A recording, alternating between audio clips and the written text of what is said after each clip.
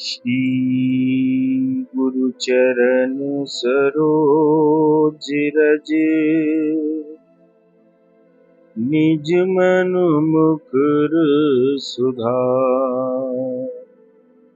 वरनउँ रघुवर विमल जसु जो दायक फल चार। बुद्धिहीन तनु जानिके सुमिरहुँ पवन कुमार।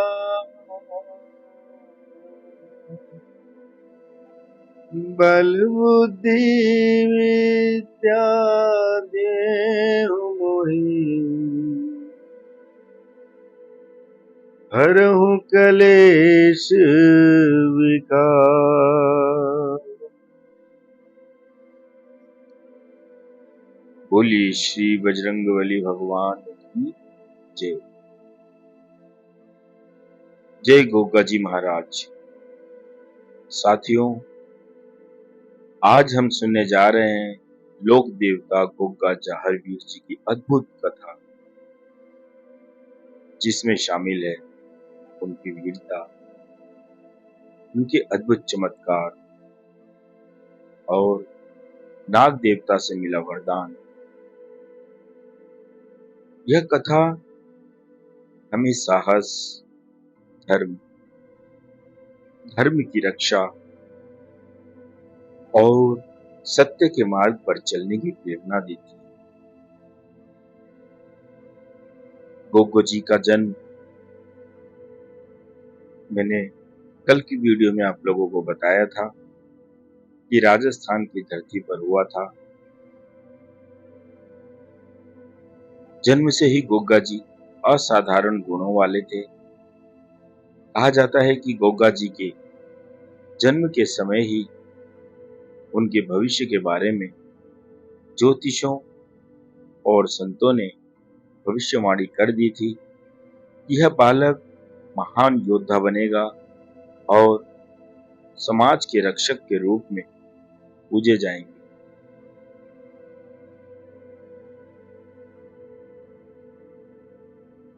गोगा जी को नाग देवता से एक अद्भुत वरदान प्राप्त था। कथा के अनुसार माता बाछल देवी ने नाग देवता की कठोर साधना की थी।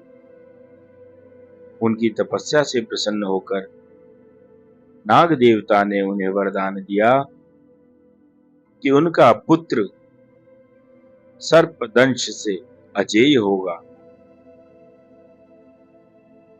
यानी गोगा जी की कोई भी नाग वंशावली, विष या जहर कभी नुकसान नहीं पहुंचा सकेगा। इसी कारण उन्हें जाहरवीर भी कहते हैं, यानी जहर पर विजय पाने वाले वीर।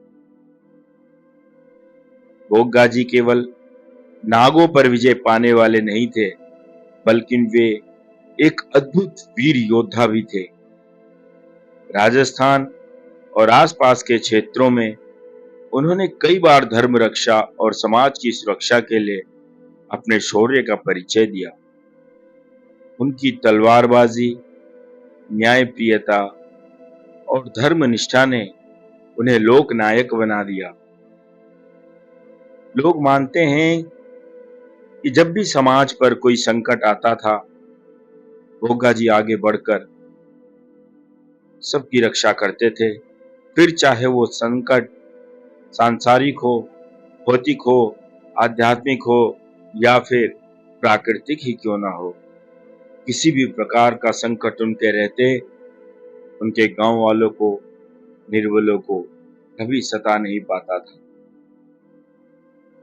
गोगा जी महाराज को आज भी लाखों लोग लोक देवता के रूप में पूजते हैं।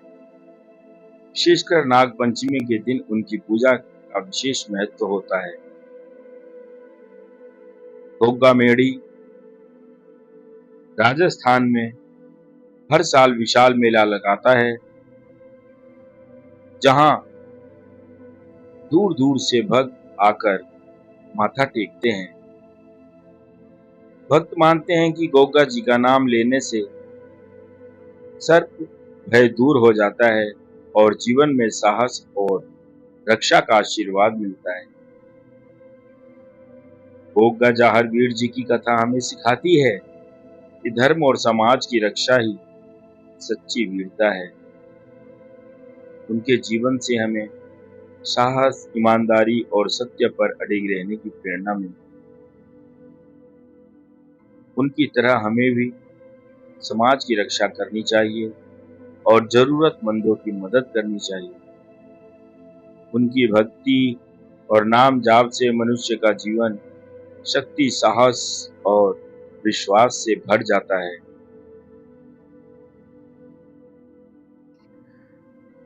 गोगा जी सत्य और धर्म के मार्ग की खोज में भटकते हुए गुरु गोरखनाथ तक पहुंचे। गुरु गोरखनाथ जी ने उनकी निष्ठा, वीरता और तप देखकर उन्हें अपना शिष्य बना लिया और योग विद्या की दीक्षा दी। गुरु गोरखनाथ ने देखा कि गोगा जी में अद्भुत शक्ति और करुणा है। उन्होंने गोगा जी को विशेष मंत्र सिद्धि प्रदान की और कहा कि गोगा, आज से तुम नागों के अधिपति होंगे। तुम्हारे नाम के स्मरण मात्र से नाग किसी को हानि नहीं पहुंचाएंगे। इसी वरदान के कारण गोगा जी को नागों का देवता भी कहा जाने लगा। आज भी लोग नागदंश से पीड़ित होने पर जाहरवीर गोगा का नाम लेकर झाड़ फूक करते हैं। दोस्तों, लोक कथा कहती है कि गोगा जी ने कई वर्षों तक घोर तपस्या की। गुरु गोरखनाथ उनकी तपस्या से प्रसन्न हुए और उन्हें अमृतत्व का आशीर्वाद दिया। गुरु ने कहा कि गोगा, तुम लोक कल्याण के लिए अमर रहोगे। तुम्हारी पूजा सदा की जाएगी। जहां भी तुम्हारा झंडा गाड़ा जाएगा वहां नाग नहीं डसेंगे। मुस्लिम समाज में लोग इन्हें गोगा पीर कहा करते थे। गुरु गोरखनाथ ने गोगा जी को सर्वधर्म समभाव का उपदेश भी दिया। गोगा जी ने इसे जीवन में उतारा और सबको समान दृष्टि से देखा। इसी कारण हिंदू उन्हें गोगा देवता और मुस्लिम समाज गोगा पीर मानकर पूजते हैं। यह गुरु गोरखनाथ की शिक्षा और गोगा जी की करुणा का ही परिणाम है। गोगा मेड़ी का अमरधाम। दोस्तों, गोगा जी ने अपने जीवन का अंतिम समय राजस्थान के गोगा मेड़ी हनुमानगढ़ में बिताया। लोक मान्यता है कि गुरु गोरखनाथ ने उन्हें वहीं समाधि लेने का आदेश दिया था। वैसे इतिहास में कई जगह यह पढ़ने को आता है कि श्री गोगा जी एक किसी विशेष समय पर हरिद्वार स्नान करने के लिए और जल लेने के लिए घोड़े से आया करते थे, जो सहारनपुर के रास्ते से होकर जाया करते थे। और वहां पर एक स्थान है जहां पर वह रुककर विश्राम भी किया करते थे। उसी स्थान पर आज गोगा मेड़ी के नाम से एक बहुत बड़ा तपस्थली मंदिर बना हुआ है।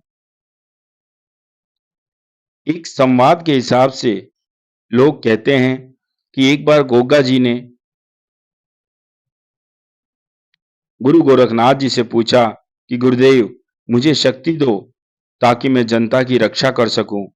तो गुरु गोरखनाथ जी ने कहा कि वत्स गोगा, आज से नाग तुम्हारे वश में रहेंगे।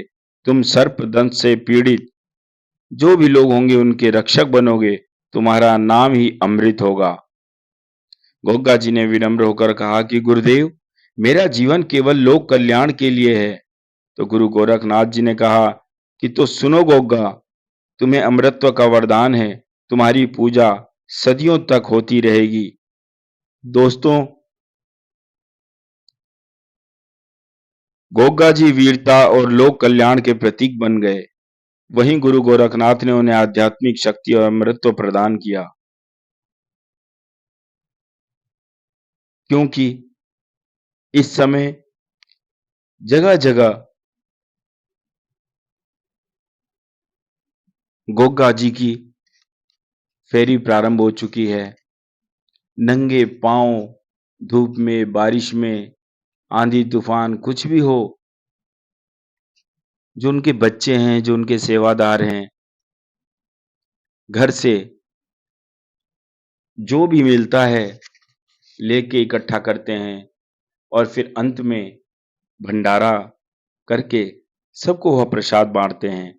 दोस्तों, यहाँ पर एक बात बहुत देखने वाली आई आज, क्योंकि गुरुवार है, वीरवार है, शायद साईं बाबा की इच्छा है कि उनका भी नाम लिया जाए। मुझे यहाँ पर अभी-अभी यह महसूस हुआ ये बातें करते हुए कि जैसे गुरु गोरखनाथ जी के द्वारा उनको शक्तियाँ मिली और उन्होंने कहा कि समभाव नज़र, समभाव दृष्टिकोण रखना, यानी सबके प्रति एक समान नज़र से देखना। वही समभाव जिस नज़र से हमारे बाबा साईं बाबा देखा करते थे। उनके लिए ना कोई हिंदू था, ना कोई मुसलमान था और ना वो अब हिंदू थे, ना वो मुसलमान थे। वो करुणा, प्रेम, दया के अवतार थे और मनुष्य मात्र के लिए उनका एक ही धर्म था और वो था मानव धर्म। जीवों पर दया करना, प्रेम करना, सबकी मदद करना। किसी को जिस तरह से गोग्गा वीर जी सांपों के डस लेने पर पीड़ितों की मदद करते थे, सहायता करते थे, रक्षा करते थे, आज भी करते हैं। ठीक उसी प्रकार बाबा अपने शारीरिक रूप में जब थे, तो रोगियों के रोग दूर करते थे, पीड़ितों की पीड़ा को दूर करते थे। क्योंकि कबीरदास जी भी कहते हैं कि कबीरा सोई पीर है जो जाने पर पीर, कि पीर वही है जो दूसरे की पीड़ा को समझ सकता है। उस समय बाबा ने भी हिंदू, मुसलमान, सिख, ईसाई कोई भी हो, सबकी मदद करी, सबकी करुणा पुकार सुनी। इसीलिए हर मज़हब का इंसान उनके दर पर माथा टेकता था और आज भी टेकता है। ठीक उसी प्रकार गोग्गा वीर जी को भी हिंदू समाज उन्हें गोग्गा वीर और मुस्लिम समाज उन्हें गोग्गा पीर, जहर वीर कहकर उनकी पूजा करते हैं, उनको मानते हैं। और इतना ही नहीं, जब राजस्थान में और सहारनपुर में मेला लगता है, तो उसमें बढ़ चढ़कर हिस्सा भी लेते हैं।